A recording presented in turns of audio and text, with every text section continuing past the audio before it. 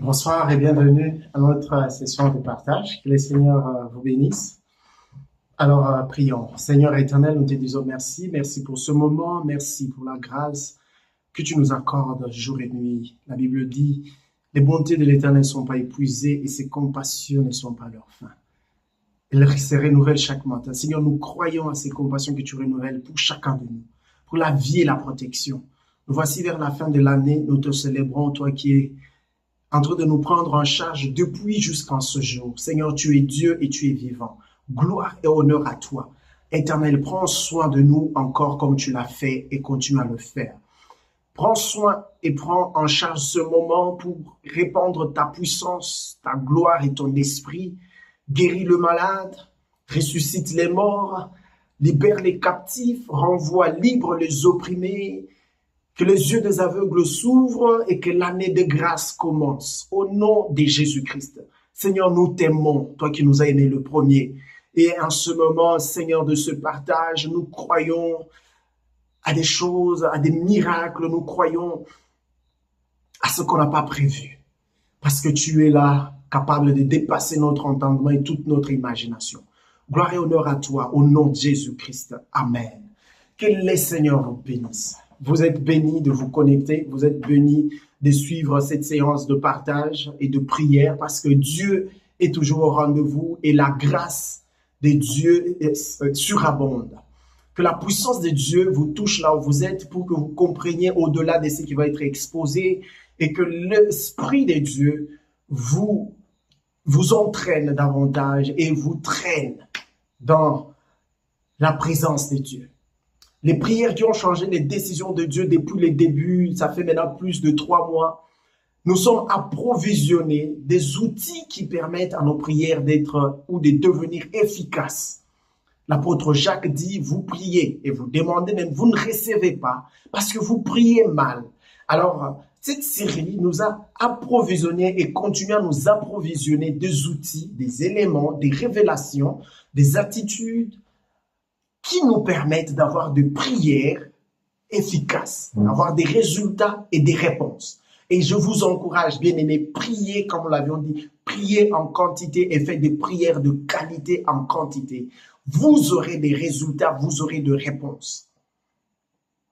Nous avons déjà abordé la question des SOS, ça fait déjà plusieurs séances aussi. Et nous allons continuer aujourd'hui, nous allons voir le SOS de l'apôtre Pierre. Un passage qui est connu, en tout cas dans le milieu évangélique, mais que peut-être certains vont découvrir aujourd'hui. Mais par la grâce de Dieu, nous allons voir quelques petits éléments qui peuvent nous aider comme outils dans notre démarche pour des prières d'urgence. Nous sommes dans Actes des Apôtres, chapitre 9. Nous allons lire de 36 à 42.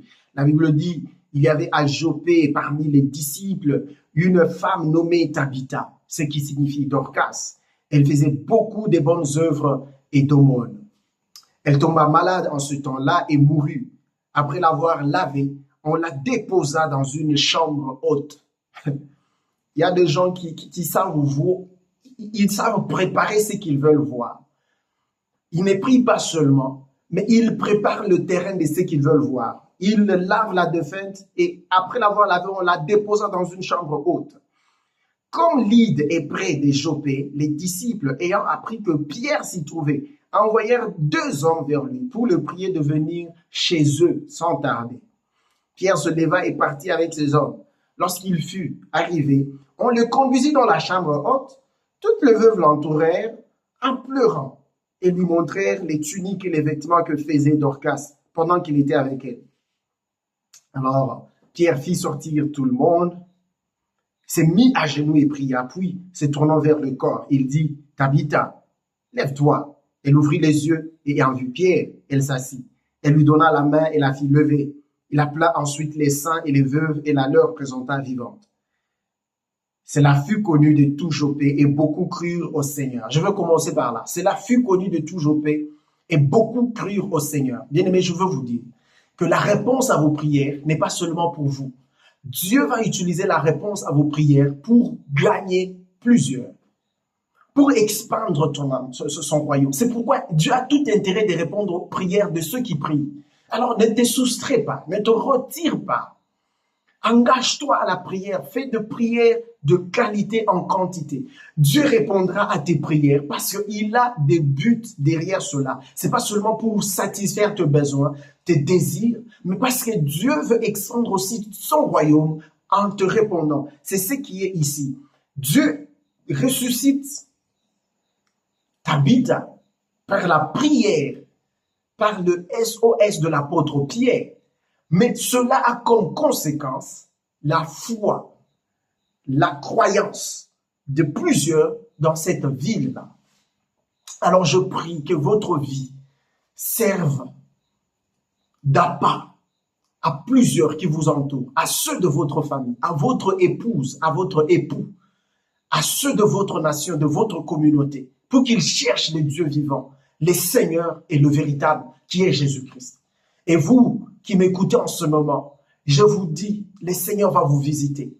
Si vous étiez dans l'incrédulité, vous n'avez jamais cru en lui, vous n'avez jamais pensé qu'il est nécessaire de croire, je vous dis ce soir, Dieu va agir dans votre vie d'une manière à vous apprendre qu'il est le recours et le rempart qu'il vous faut. Alors, rentrons dans ce texte, les SOS. Bien aimé, c'est intriguant.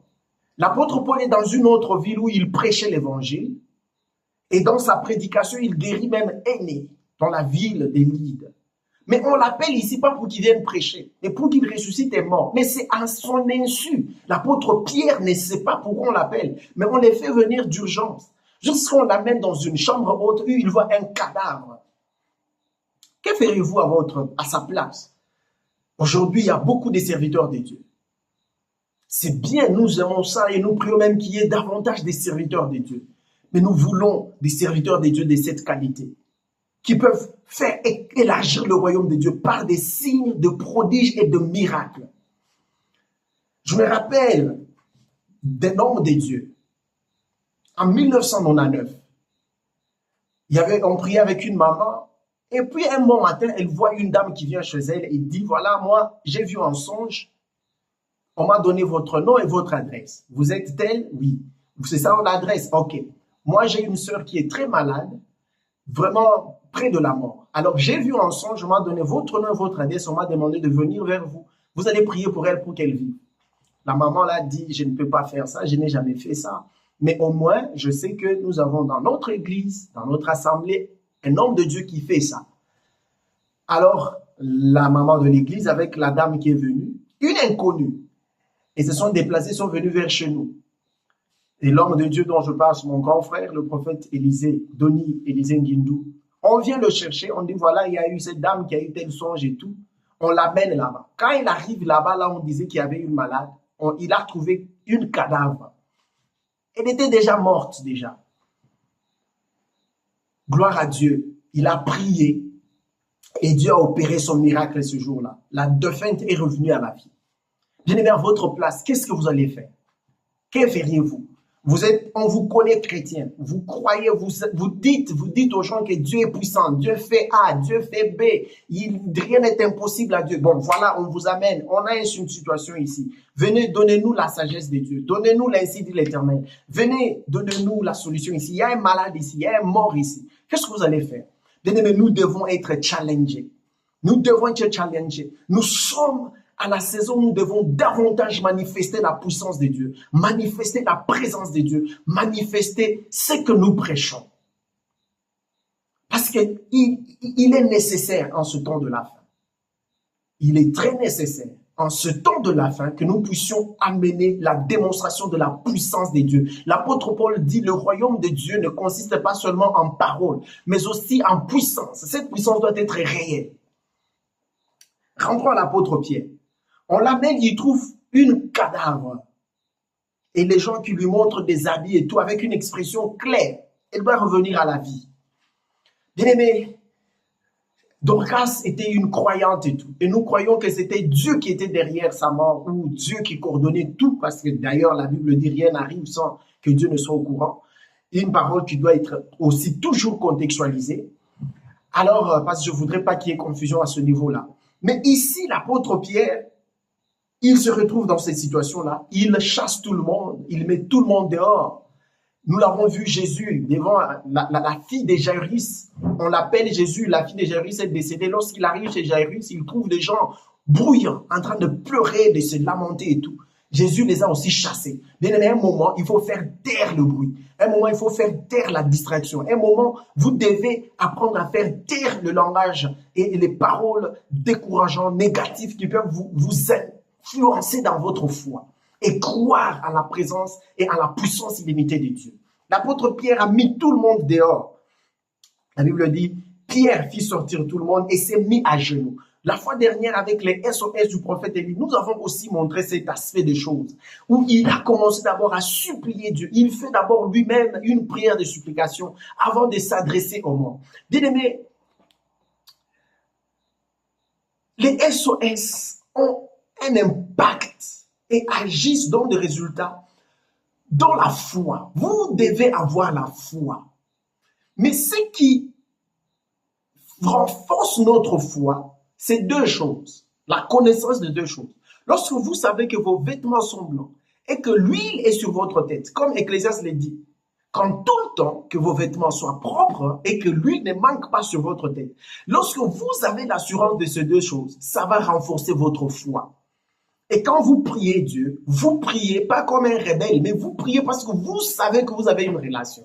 Vous vous mettez à genoux, vous priez, vous savez que Dieu vous écoute. L'apôtre Paul nous encourage, il dit, approchez-vous avec assurance. Hébreux 4,16. Du trône de grâce pour obtenir la grâce et l'assistance au moment de besoin. Alors l'apôtre Pierre, c'est ce qu'il fait. Il commence par prier d'abord Dieu. Il veut rassurer que la connexion est bonne. Il veut se rassurer que l'Internet passe entre le ciel et la terre avant de commencer à faire des choses. Bien-aimés, vous devez vous rassurer que vos vêtements sont propres. Vous avez encore la communion avec Dieu. Le Saint-Esprit fonctionne et vous devez. Et c'est très important. Et ensuite, la Bible dit, il s'est mis à genoux et pria, puis il se tournant vers le corps et dit, Tabitha, lève-toi. Elle ouvrit les yeux et ayant vu Pierre, elle s'assit. Bien-aimés, Pierre n'a jamais ressuscité un mort. Il a fait marcher les paralytiques, l'homme qui était à la porte, la belle. Il venait de guérir Aîné qui était aussi un paralytique, il prêchait et puis Aîné est guéri. Comme je l'ai dit, l'apôtre Pierre n'a pas été appelé ici pour prêcher. L'apôtre Pierre n'a pas été appelé ici pour que les gens soient remplis du Saint-Esprit. Bien aimé, deux fois, toutes ces choses-là viendront dépendant de votre relation que vous avez. Et Dieu a besoin de faire plus. Dieu a besoin de faire. Vous pouvez prêcher, mais les gens ne reçoivent rien. Il n'y a aucune transformation, il n'y a aucun changement. Personne ne donne sa vie à Christ. Alors Dieu sait dans chaque circonstance ce qu'il faut. Il y a des gens qui ont juste besoin de la parole. Quand on prêche, ils croient. D'autres ont besoin du prophétique. Oh, il faut qu'on prophétise sur lui ou qu'on prophétise sur quelqu'un sur des choses qui l'étonnent. Alors, ils croient. D'autres aussi auront besoin de miracles. Donc, ne soyons pas en train d'attaquer ces choses que Dieu a placées dans l'Église pour l'édification et pour l'extension de son royaume. Tout le monde ne va pas se convertir par la parole seulement. Tout le monde ne va pas se convertir avec la prophétie. Tout le monde ne se convertira pas avec le miracle. Donc, Dieu sait qui a besoin d'un miracle pour se convertir. Et Dieu, ainsi, il utilisera celui qui est disponible. L'apôtre Paul, après avoir prié, il s'est tourné, il a parlé au corps d'un cadavre. Bien aimé, je vous dis, quand nous lançons nos SOS, vous devez savoir, lorsque votre connexion est bonne, la prière n'est pas seulement adressée à Dieu. La prière, de fois, on s'adresse à des situations, on s'adresse au diable ou on s'adresse à ce qui est autour de nous. Je m'excuse. Alors, vous devez savoir, parce que deux fois, on a une situation, au lieu de s'adresser à la situation avec le pouvoir et l'autorité que Dieu nous a donné, nous sommes en train de pleurnicher devant Dieu. Priez Dieu, mettez-vous sur le même diapason ou sur le diapason de la foi avec le Saint-Esprit. Ainsi, tournez-vous vers la situation et parlez à la situation. Donnez des commandes. Jésus a dit, vous direz à cette montagne. Vous n'allez pas demander à Dieu de faire déplacer la montagne. Jésus dit, si vous avez la foi, vous direz à cette montagne, ôte-toi de là et jette-toi dans la mer. Vous devez ainsi vous exercer à pratiquer la foi. C'est un exercice. De la même manière, quelqu'un peut commencer petit en s'exerçant dans le sport et puis il devient un professionnel avéré. C'est de la même manière qu'on peut s'exercer dans la foi petit à petit, de sorte que votre foi puisse grandir et devenir efficace et avoir des résultats escomptés. L'apôtre Paul se tourne vers le corps, vers le cadavre Il parle au cadavre. Quand il dit Tabitha, lève-toi, il parlait au cadavre. Jésus l'a fait. Lorsqu'il a regardé le fils, je crois, l'un des miracles de résurrection, Jésus a fait. Il a dit Talitha Kumi. Voilà. C'était la fille de Jairus. Talitha Kumi qui veut dire jeune fille, je t'ordonne, lève-toi. Quand il fait cette déclaration-là, c'est vers un mort. Quand il parlait à Lazare, Lazare sort. Lazare était supposé mort. Ça, c'est la foi. C'est l'expression de la foi. La foi doit t'amener à un autre niveau de déclaration. Mais sache que ce qui peut fragiliser ta foi, c'est lorsque tu as des doutes sur ton état et sur ta couverture spirituelle. Là, je parle du Saint-Esprit. Si tu sais que tu es en harmonie avec ton Père, tu es bien, ça t'évitera les doutes. Et parce que Jésus dit, ou la Bible dit avec l'apôtre Pierre, l'apôtre Paul, que celui qui doute en lui n'espère rien obtenir. Bien-aimé, je vous supplie, Dieu a besoin de gagner des multitudes et il veut utiliser tes prières. Il va répondre à tes prières pour gagner des multitudes. Il va répondre à tes SOS, comme il a répondu aux SOS de l'apôtre Pierre, pour gagner des multitudes. Pas seulement pour faire plaisir aux veuves qui voulaient la vie de Tabitha, mais parce qu'il voulait aussi gagner des multitudes. J'ai pris que ta vie soit un moyen par lequel Dieu va gagner ta famille, ton mari, ton épouse, tes frères, tes sœurs qui sont dans le monde, tes amis qui sont dans le monde, que ta vie soit un canal par lequel Dieu les sauve et les délivre. Reçois cela, que cette puissance t'affecte, que la grâce de Dieu t'affecte. Prions, Seigneur éternel, par ta parole, nous comprenons aujourd'hui que tu veux utiliser chacun de nous pour expandre ton royaume. Réponds alors à nos prières, car nous allons le faire avec abondance, avec foi, et nous allons nous rassurer que nous le faisons dans un état qu'il faut. Seigneur, nous prions. Tout ce qui est devant nous comme défi, nous croyons, nous allons le relever. Nous allons parler aux problèmes, nous allons parler aux montagnes, nous allons les déplacer. En ton nom, nous avons prié. Au nom de Jésus. Amen. Que le Seigneur vous bénisse. Continuez à prier. Nous sommes à la fin de l'année. N'ayez pas peur. Dieu est avec vous. Mais préparez l'année prochaine dans la prière et avec tout ce que nous avons donné sur les prières qui ont changé les décisions de Dieu. Continuons à préparer l'année prochaine. C'est ça la maturité. C'est préparer ce qui doit venir et s'attendre. Comme je le disais ici, ils ont cru en la résurrection. Ils n'ont pas enterré Tabitha. On l'a lavé. On l'a mis dans une chambre haute, attendant que l'apôtre Pierre vienne. Ils avaient la foi et leur geste démontrait la foi. C'est ainsi que Hébreux 11, le premier verset dit, la foi est une démonstration des choses qu'on espère. Démonstration. Ils ont démontré ce qu'ils attendaient. Ils n'ont pas enterré Tabitha, ils ont gardé pour que l'apôtre Pierre vienne la ressusciter. Que Dieu vous bénisse partout où vous êtes et very happy festive season. Que Dieu soit avec vous. Bye bye.